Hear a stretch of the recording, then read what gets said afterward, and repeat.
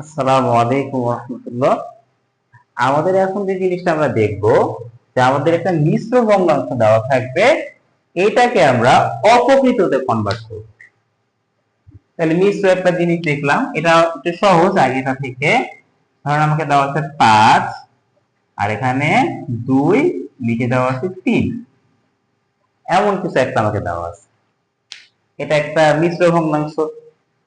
মিশ্র ভগ্নাংশ নিয়ম হচ্ছে, প্রথমে আমরা যেটা করব, এই যে যেটা আমাদের এই এই দুইটা সংখ্যাকে একসাথে গুণ করব, মানে এইটা আর এই যে নিচের হরটা, এই হর আর এই যে আমাদের সামনে যে সংখ্যাটা আছে, এই দুইটা সংখ্যাকে আমি একসাথে গুণ করব। গুণ করে উপরের সংখ্যার সাথে যোগ করে দিব।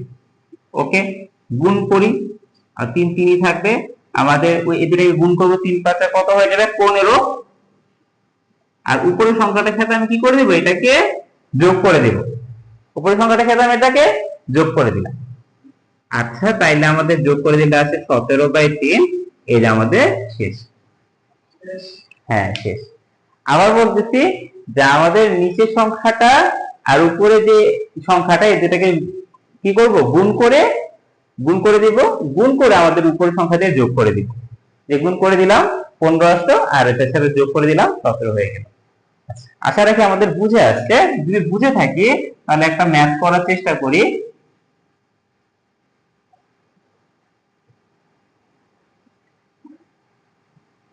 বড় হয়ে যায় 3।